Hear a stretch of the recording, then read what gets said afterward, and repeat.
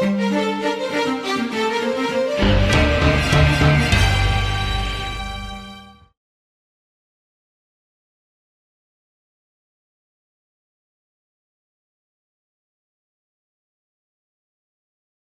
la sesión para preguntas y respuestas.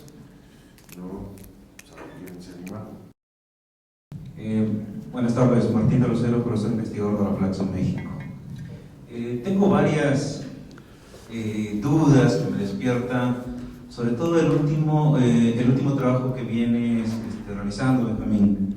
Así como señalaste las desventajas que tienen los estudios cualitativos, también comencé a observar una desventaja cuando no hay un director. Inmediatamente cuando uno va a hacer una encuesta sobre un problema ubicuo, como lo llamaste al principio, donde no hay un registro donde están los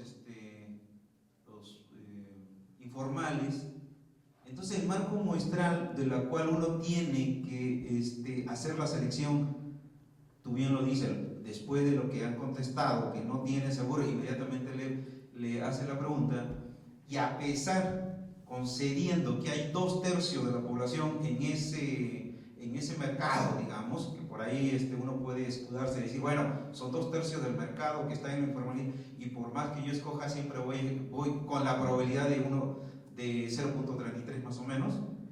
De alguna manera no puede haber cierto sesgo allí a la hora de seleccionar esos casos que muestras allí, tanto en la Ciudad de México como en Ciudad Juárez. Ya sería un problema ahí otra vez de representatividad. Entonces, no sé si has cuidado bien esa parte o cómo lo has hecho, o qué método has empleado, porque no es un muestreo común, digamos, ¿no? Porque no hay un marco muestral para hacerlo. El otro, que también lo mencionaste allí en la de valores, estuvimos aquí haciendo algunas observaciones con José. Yo veía lo que estaba entre paréntesis, parece que es la desviación, ¿no? El error que estaba entre paréntesis. Y lo que me llamó la atención también era que los formales eran 148, como N. No sé si todos los datos están ponderados. Entonces, los otros datos de los informales, sean los autoempleados o sean los remunerados, tenían datos de 243, 200, 353. Entonces, por allí más o menos veía que esa diferencia en esa desviación era mucho más amplia, por la cantidad de datos que tenía uno y por los pocos datos que tenía el otro, ¿no? Entonces, no sé si eso también, haciendo una diferenciación, podría ser, elevaba los valores, podrían estar por encima incluso de los valores que tú señalabas, que son del nivel de informalidad 1, 2 y 3. Eso no sé si hasta allí han llegado. Esos son los valores que yo veo, 123 y 215, 264. Cuando lo agrupas, todos los informales, sean asalariados o autoempleados, crece todavía el tamaño, y veía ahí que las desviaciones estándar estaban muy ajustadas, digamos. En todo caso se traslapaban y podían hacer. Entonces ahí la media, si bien tú utilizaste, no sé cómo estaría la mediana. Cuando uno hace, los que estamos interesados en estadística, a veces usamos más la mediana que la media, porque es un elemento de referencia también importante. No sé si tú lo llegaste a utilizar. Yo solamente veo esa desviación y por eso me llamó la atención. Si sobre ese campo has hecho algún análisis o algún ajuste. Hola, ¿qué tal? Soy Israel Laguna del Instituto Nacional de las Mujeres. No sé si usted ha explorado la encuesta nacional de ocupación y empleo que genera INEGI, del cual pienso que es una muestra muy representativa de la cual puede obtener información acerca del sector informal.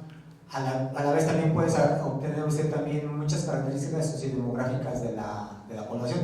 No sé, o sea, a lo que entendí es que usted necesitaría explorar más acerca de las cuestiones políticas, económicas relacionadas con la población informal, o no sé si esa encuesta no le permite observar lo que usted necesita. Entonces. Buenas tardes, Flerita Guzmán de Flaxo México. Beni, en primer lugar, felicitarte por la presentación. Me parece que es un trabajo bastante ambicioso, que toca muchas aristas relacionadas entre lo que es el empleo informal, el sector informal, la política, las percepciones. Y me parece que eso va complejizando la forma como la vamos abordando y en consecuencia las fuentes de información se hacen como muy difíciles, ¿no? de poder encontrarlas a partir de una representación que sea representativa. Y bueno, yo más bien tengo algunas dudas que me gustaría formularte en forma de pregunta. Me parece que, como lo acabo de mencionar, hay un interés de relacionar la parte del empleo informal con el sector informal. Y observo que hay una definición, por lo menos la que presentas ahí en una de las láminas, sobre lo que es el empleo informal. El empleo, la informalidad y el mismo empleo informal ha sido definido de diversas maneras. Y yo te preguntaría, tú tienes ahí el empleo informal fuera del mundo del empleo protegido, ¿no? Del tiempo completo y estable. Mi pregunta va, una de las primeras preguntas es, ¿qué se entiende por empleo protegido? ¿Cómo se está definiendo exactamente o cuáles son las variables que se están considerando para definir el empleo informal? Lo que es diferente del sector informal. El sector informal, por lo que mencionaste, parece que alude solamente a si emite o no emite facturas, si declara impuesto, que puede ser ilegal, pero no criminal, ¿no? Entonces ahí como que también hay ciertos criterios que me gustaría que mencionaras. En base de eso, es obvio que hay ciertas fuentes de información que sí te dan datos a nivel representativo donde puedes identificar el empleo informal, pero no más allá de lo que tú quieres investigar, que me parece que el segundo tema es la empresarialidad y la supervivencia, ¿no? Ese versus. Y entonces uno podría plantearse que todo el empleo informal pareciera que está dentro de la empresarialidad, pero como tú mismo señalaste, dentro del mismo sector informal hay empleo formal y hay empleo informal, ¿o no? No, ahorita quisiera que me aclararas. Esa parte la que el sector informal. La definición y también las estadísticas del mundo y de INEGI, todo el que trabaja en el sector informal es informal en su empleo. En el sector formal, que está legal, anotado, tiene contaduría, paga impuestos y demás, hay un porcentaje de empleo informal. Exacto. ¿Okay? Entonces ahí, dentro de la empresarialidad, quienes están en el empleo informal son los que están como supuestos empresarios. ¿Me explico? Ya los que están dentro de la formalidad serían los empleados remunerados. ¿Sí? Bueno, en esta encuesta mundial que tú señalas, ya el sujeto de análisis, las unidades de análisis no son las personas, sino son las familias. Según, no es lo que yo vi. No, le preguntas A la persona, ¿cómo anda tu familia? Pero la unidad es la persona. Y los porcentajes que se dan es de las personas encuestadas. Y no se consideran las empresas familiares. No, porque estás preguntando a las personas. Ok. Entonces, ahí mi pregunta es, en esa encuesta, ¿viene información sobre las condiciones del empleo que permitan identificar cuáles son los trabajadores informales? ¿César? y pues tengo varias.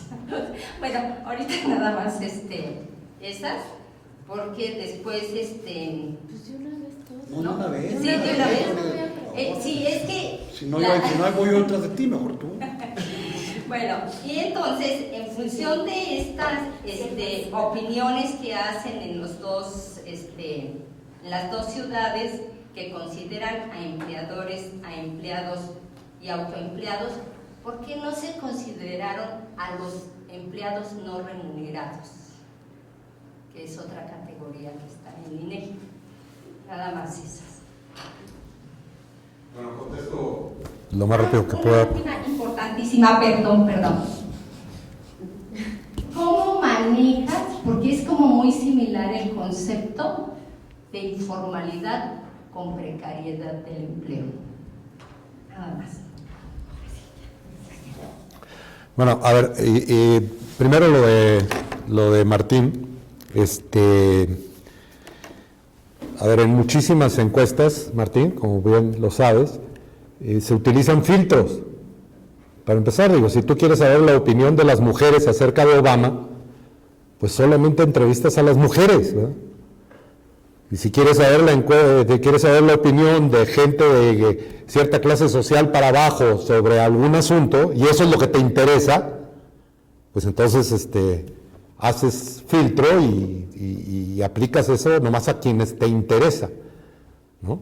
Entonces, en este caso, lo que nos interesaba es, y te voy a decir una cosa, forzados por circunstancias, como es todo en la vida. Es decir, si yo hubiera tenido para hacer 700 y feria de encuestas, que me cuestan tanto y tanto, si yo pudiera haber hecho 1500 y no 700, hubiera incluido los informales, a los formales. Pero bueno, aplicas un filtro, y cuando aplicas el filtro, obviamente, reduces, digamos, estás estudiando un universo específico. Ese universo específico no vas a poder compararlo con los formales en este caso. No, ni pretendo en esto comparar con los formales. Lo único que pretendíamos es ver cómo se afecta el tipo de informalidad dadas circunstancias económicas urbanas, de economía política urbana diferente en dos lugares. Lo que sí puedo decirte es que de acuerdo con la compañía que nos hizo, que es Parametría, nos hizo el estudio, ellos nos dijeron que, y la instrucción era construir una muestra después del filtro, que una vez aplicado el filtro fuera representativa de los trabajadores informales o de los empleados informales o de los autoempleados, de los informales en Ciudad Juárez y de los informales en Ciudad de México. Esa era la ¿cómo se dice? La lógica detrás de la construcción de la muestra. El sesgo, claro, existe un sesgo. El sesgo es que nada más entrevistamos a los informales. Estamos sesgados porque, pues, por definición, nos redujimos a una parte de la población. La encuesta mundial de valores, por el contrario, es una encuesta nacional representativa, ¿verdad? Y entonces ahí sale ese porcentaje de formales y esos porcentajes de informales. Ahora, dado que la informalidad y la formalidad se han convertido en algo que es más bien un continuo, no es una, ¿cómo se dice?, una diferenciación absoluta y total, en la realidad es complicado. Hay gente más informal que otra en su situación general, y eso es lo que tratamos de hacer en Ciudad Juárez. En el caso de la encuesta mundial de valores, acuérdense, y eso responde a tu pregunta, Fleria, y teníamos 3 preguntas para incrustar, 3 preguntas.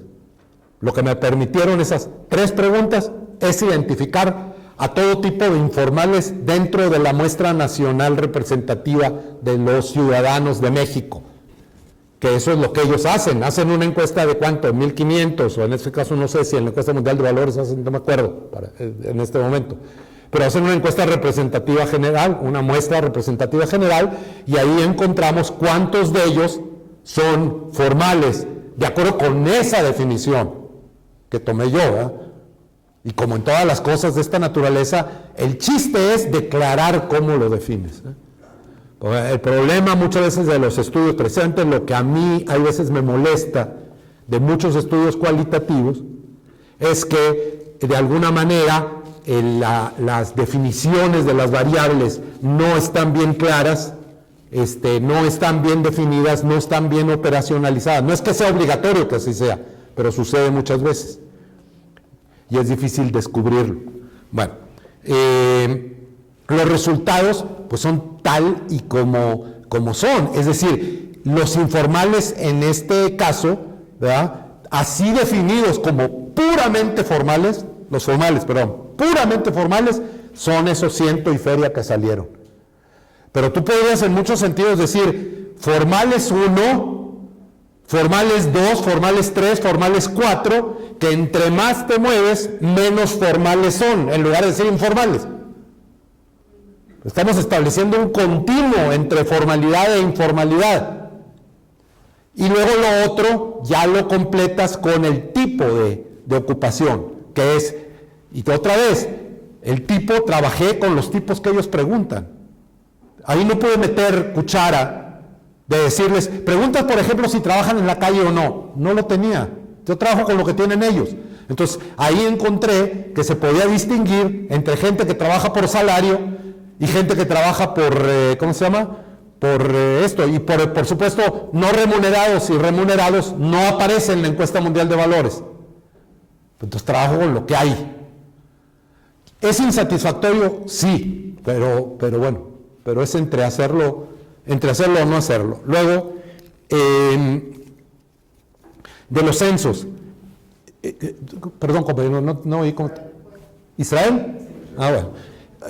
Mire, Israel, los censos te proporcionan eso, es decir, información acerca de si es hombre o mujer, si gana tanto, etcétera, etcétera, en que gasta lo que tú quieras de esa naturaleza, pero no han estado preguntando cuestiones subjetivas. Ya hay cambio, ¿eh? El INEGI, por ejemplo, les cuento, para el que sepa, que ya entraron en la cosa del bienestar subjetivo o de la felicidad. Antes la gente se reía de eso, pero ahora los gobiernos lo están haciendo. El INEGI acaba de hacer una encuesta de la felicidad de los mexicanos y lo está relacionando con las encuestas de gasto y con el tipo de encuestas con los censos que tú estás hablando, se va a poder cruzar. Pero el censo lo que tienes es que no puedes estudiar al individuo. Al censo puedes decir cosas colectivas, puedes decir el promedio de salario de la gente que vive en tal y tal, etcétera, pero no tienes información respecto al individuo, que es lo que sí te da la encuesta. La encuesta te da información respecto al individuo, o los individuos, y puedes relacionar, ¿verdad?, eso con su situación sociodemográfica y con todo lo demás. Una cosa que sí les quiero decir, quiero que sepan, ¿verdad?, que esto, por ejemplo, que puse acá, abajo no se ve, pero bueno, se ve poco, pero lo que me es importante, esto está sacado del INEGI, esto es directamente del INEGI. 12 millones de trabajadores informales en el sector formal, claro. Ahora, el sector informal, otra vez, está definido muy específicamente. El sector informal son aquellas empresas no legalizadas, ¿ok?, que no pagan impuestos, ¿ok?, perdón, que no pagan impuestos, que no están legalizadas, ¿verdad? Y eso generalmente está asociado a pequeño tamaño de la empresa, a que no llevan contaduría, a toda una serie de cosas, y eso determina un tamaño del sector informal en México. Y ahí, toda la gente que está ahí, sean empleadores o empleados o lo que fuese, o no remunerados, todos ellos son por definición informales. Lo que se está haciendo ahora en el INEGI es no dejar eso de lado, porque es muy importante saber qué tamaño tiene eso, pero le están agregando ahora por decisión mundial, le están agregando todos los trabajadores informales que trabajan en el sector formal o en el agropecuario. Sí quiero agregarlo, es muy pequeño, pero también el agropecuario, porque por definición de no me preguntes por qué, el INEGI, el sector informal, es nomás urbano. No tienen cuenta de los sectores agrarios de eso. Entonces, no es exacto tampoco en el censo, Pero esos son más o menos, lo que es importante aquí es el fenómeno. El fenómeno es el número creciente de gente que trabaja sin, dijiste protegido. Protegido básicamente significa sin seguro médico, sin beneficios de pensión, generalmente también sin pago obligado de despido, sin pago obligado de retiro. O también sin pagar impuestos. ¿Perdón? O también sin pagar impuestos. Digo, depende, porque hay gente que trabaja con, por ejemplo, recibo honorarios. Esos están definidos como informales. Por eso, cuidado, a ver, perdón. Con 13.9 millones. Incluyen gente que puede ser que no le esté yendo muy mal, ¿verdad? Puede ser. Bueno, en el mundo, perdónenme, en el mundo avanzado o desarrollado, ya te voy a dar, José, en el mundo desarrollado ya se está, por ejemplo, calculando todo lo que ellos llaman empleo atípico. Todo lo que aquí le llamamos informal, ellos le llaman atípico. Y allí también está creciendo enormemente. Es el trabajo de todo tipo que no liga directamente al empleador con el empleado. Y esa flexibilización, el outsourcing, sí, que va creciendo cada vez más. No sé, creo que contesté más o menos a todas las preguntas, pero José es el que sigue porque ya estaba desde antes. Me gustó mucho la presentación, sobre todo por los patrones, ¿no? Que mostraste. Creo que es lo más destacable y que en principio, dados los datos, se repiten de manera consistente. Quisiera concentrarme en la primera parte de tu presentación. De alguna manera, los datos que tú presentaste mostraban que la informalidad podría ser definido como un problema público, ¿no? Es decir, como una situación social que merece la atención del gobierno para ser resuelta, paliada, mitigada, etc. No quiero ser injusto con la pregunta, pero me gustaría vincular tu presentación con algo que estamos viviendo en México hoy en día, que es la reforma laboral. ¿Sí? Una de las posibles implicaciones de tu trabajo, y lo hemos discutido en otros momentos, es que la formalización como tendencia podría mejorar muchas de las situaciones problemáticas que mostraste.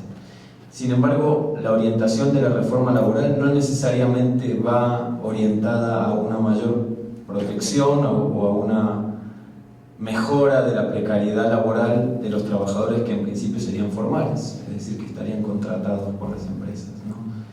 Entonces, mi pregunta sería: ¿qué tensiones ves entre un problema público que parece creciente y una política pública que parece, aunque no sea su objetivo fundamental, aumentar el problema público del que tú estabas hablando?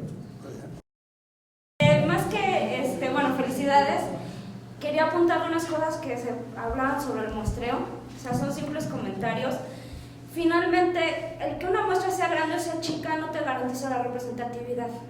Sabemos que un muestreo depende de fundamentalmente dos cosas: cuánto dinero tengas y de la variabilidad de tu fenómeno. Y por otro lado, se te preguntaba de si estaban ponderados o no.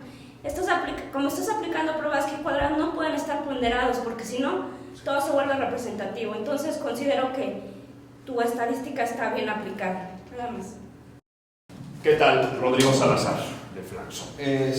Me parecen muy buenos los resultados que presentas, muy indicativa la comparación entre formales e informales, y me parece que las diferencias que se arrojan son muy claras y sí van al punto o al argumento que pretendes defender. Pero mi comentario aquí es que se podría complementar el estudio, porque tal vez para algunos casos la comparación pertinente no sea entre informales y formales.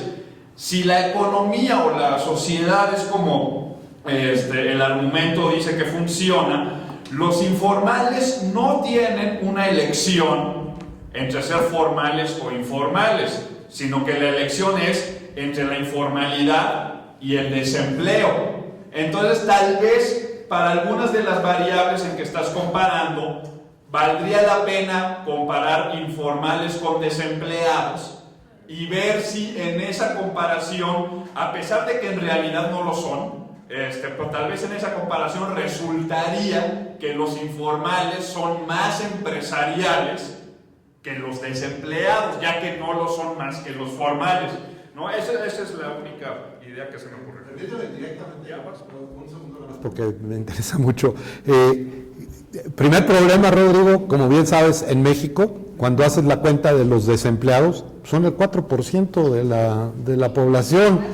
Digo, precisamente porque existe el sector informal, tienes un grupo muy reducido de gente desempleada. Y segundo, digo, por supuesto que sabes muy bien lo que hice y ahorita lo repetiste bien. Lo único que quiero decir es que se puede oír un poco exagerado de que no hay elección en general. Digo, yo pienso que hay gente que elige más que otra, que digo, depende de qué tan acotados estén y qué tan problemático sea el lugar en donde están y demás, y las edades, y el género, y el momento de la vida. Una mujer que acaba de tener, que tiene hijos, puede decidir trabajar un periodo, digo, en un empleo de 3-4 horas en la cual no va a tener esa seguridad, pero le da flexibilidad para su vida. Entonces digo, no quiero exagerar que no existe ningún tipo de empresarialidad. Esto es por comparación de un grupo con el otro, para no... En Ciudad Juárez y en México, ahora que vamos a estudiar a los informales y con profundidad, creo que sí vamos a encontrar ciertos grados de empresarialidad. No es que no exista de a tiro, ¿no? Eso me es importante, que no es o elección o acotamiento, sino que es más una cosa que la otra, ¿no?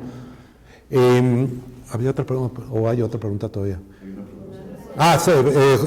Sí, José, lo de la reforma laboral. Mira, la reforma laboral, según lo que dicen y ya tampoco sabemos qué es lo que va a salir a final de cuentas de todo este menjurje, pero la parte que habla de la flexibilización un poco de las formas de empleo y demás, ellos lo están interpretando, ellos están diciendo que eso va a aumentar la formalidad y va a disminuir la informalidad. Va a permitirle a gente trabajar como si fueran un poco informales, pero dentro del sector formal y con condiciones de formalidad. Quiere decir que les va a permitir trabajar menor número de horas, tiempos más limitados y todo. Lo que sí te digo, lo que es interesante es, yo estoy examinando la tengo aquí, las cuentas de Alemania, por ejemplo, de empleo atípico. ¿Y qué entra en el empleo atípico de acuerdo con sus definiciones? Y en el empleo atípico entra todas esas cosas que están ahora en la ley. Allá las consideran como empleo atípico conducente a la precariedad laboral, o sea, lo traducen más bien en ese sentido. Entonces, ¿cuál va a ser el impacto final de una flexibilidad de esa naturaleza? A mí me parece que el problema de la informalidad de México no viene por el lado de que el mercado laboral ha sido inflexible. ¿Me explico? Yo creo que la informalidad viene por un crecimiento económico muy pequeño, ¿verdad? Con un poco crecimiento de la productividad, con una poca inversión en capital humano y con una poca inversión en investigación y desarrollo por parte de las empresas, y un mal acomodo en la globalización para usar las ventajas de México, que podría tenerlas de manera más inteligente, más estratégicamente planeadas y demás. No me parece que venga por el lado de que vayas a poder emplear a la persona por menos tiempo y como aprendiz y luego te vas a librar de ellos y demás. Pero esa es una impresión general. Yo no creo. En este momento no podemos discutirlo, no podemos probarlo. Lo que podemos decir es que, por ejemplo, en este estudio, lo traigo aquí, pero hay un estudio de Azuara, que les digo, del Banco Interamericano de Desarrollo, que estudió el impacto de la protección social, porque obviamente si existe protección social afuera del trabajo, eso debería traer un crecimiento de la informalidad de acuerdo con esas mismas tesis de la flexibilidad laboral en lo formal. No sé si me estoy explicando. Y eso no lo encontró, al contrario. Por tanto, yo no veo que la reforma laboral vaya a conseguir ese crecimiento de la formalidad, pero no tengo evidencia para mostrarlo en este momento. Yo coincido. Y luego de examinar algunos análisis de la reforma laboral. Un poco a lo que apuntaba mi pregunta es: ¿en qué medida piensas que, dado que el sector formal va a ser menos atractivo ahora, ¿no? Porque casi que inevitablemente hay una precarización de la contratación, entonces, dado que el sector formal va a ser menos atractivo, puede ser que la elección de la persona ponga ahora la informalidad como una alternativa viable? Ellos dicen lo contrario, ¿ves, José? Eso es lo interesante de todo el asunto. Ellos dicen que hay gente que se va a la informalidad porque no puede entrar a la formalidad por ese tipo de obstáculos legales y de rigidez. Que no lo... ¿Perdón? Que una vez que se eliminen con la reforma laboral muchos de estos obstáculos de contratación, de despido, etcétera, etcétera, puede que la informalidad justamente sea algo más atractivo, en la medida en que no te vas a tener que contratar por hora, no te van a poder despedir. Por eso, pero es que yo tiendo a pensar lo que tú piensas que va a ser el efecto, pero no es esa la racionalidad de lo que están haciendo. La racionalidad de lo que están haciendo es pensar que las empresas tienen miedo de que no van a poder, por ejemplo, despedir, y entonces no están contratando a la gente porque se ven forzados a tomar a la persona por más tiempo del que pensaban, o aún si no sirve y se complica mucho despedirlos, etcétera, etcétera. Ellos piensan que va a tener el impacto de que las empresas van a contratar más y no menos. Pero bueno, eso habría que discutirlo, ¿no? Bueno, yo aprovecho de meter esto. Yo diría, José, que lo que tú estás refiriendo es en parte correcto, pero a lo que está refiriéndose Beni es a que el efecto esperado de la flexibilización de la legislación laboral es sobre ese 13.9 millones de trabajos, de empleos informales en el sector formal. Lo entiendo. Nada más. O sea, en ese sentido, vamos a ponerlo así, lo esperable es que cambie esa proporción nada más y no que suba el empleo total. Vamos a ponerlo así. Como está diciendo Beni, el empleo total es imputable a factores que son completamente independientes de la legislación laboral, como la tasa de crecimiento general del producto, el incremento de la productividad, que a su vez tiene que ver con la inversión, innovación tecnológica, bla, bla, bla, bla, y la forma de inserción en la dinámica mundial. Muy bien, Beni, muy bien, tu respuesta es muy correcta.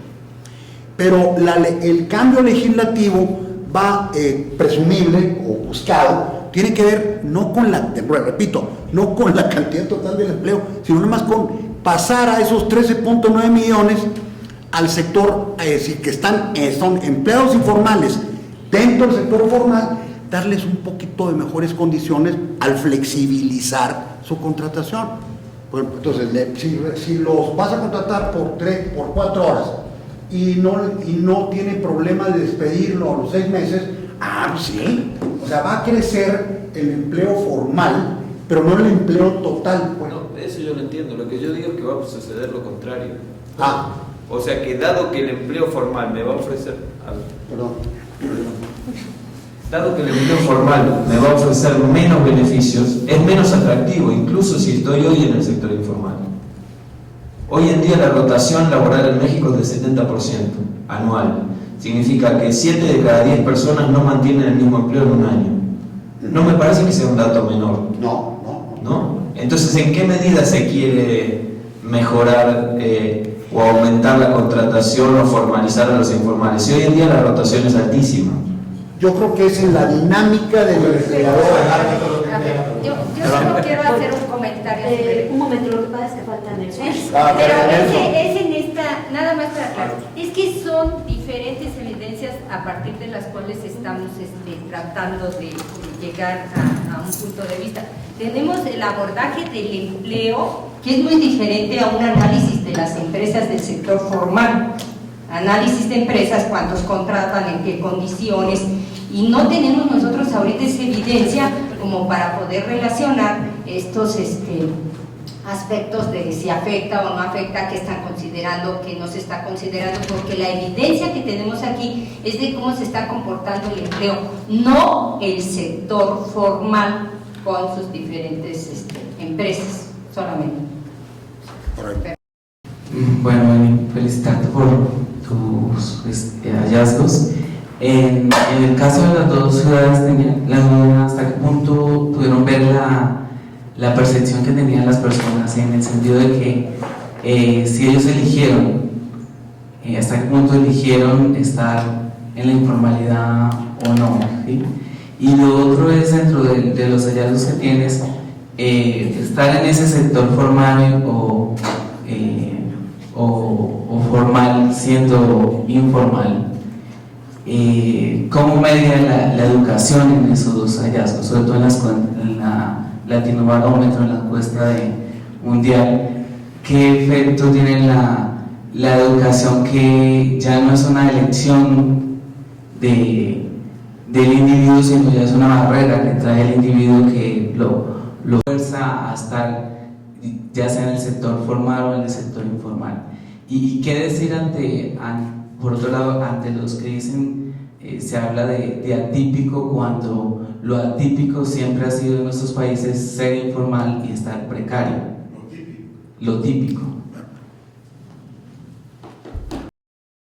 En el cambio de porcentajes que enseñé a decir, ¿cuánto cambia en porcentaje cuando se es formal, ¿no? Cuando el trabajador es formal comparado con informal, se está controlando, entre otras cosas, por educación. Se está controlando por lo sociodemográfico.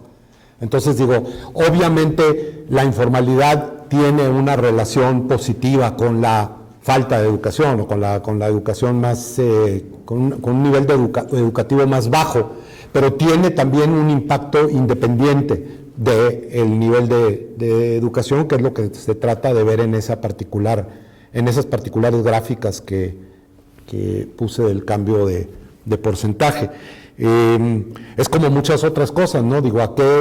Ahí tendríamos que pedirle a Rodrigo que nos ayude a construir una regresión como debe de ser, para tratar de ver cuál es la contribución de cada uno de los factores. No lo hicimos en ese caso, pero podría hacerse perfectamente.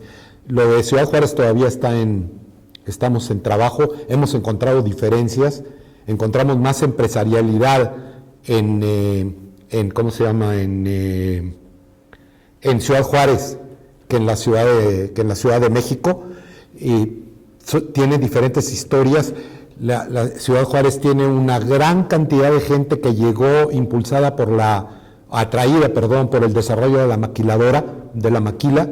Llegaron en masa a Ciudad Juárez. Es parte del problema y parte del atractivo que tuvo Ciudad Juárez en su momento, y que parece volver a estar teniendo en cierta medida.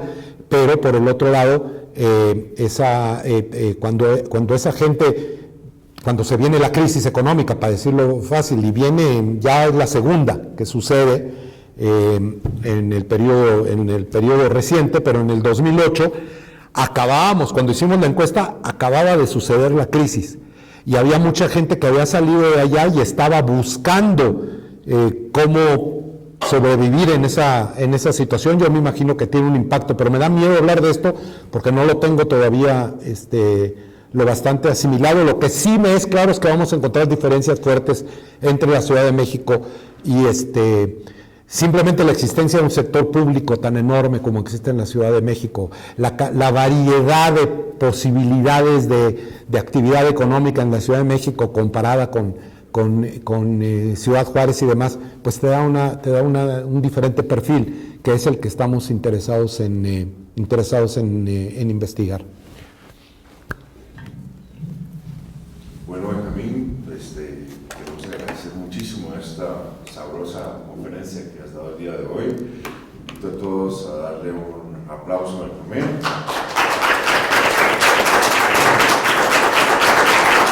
Gracias.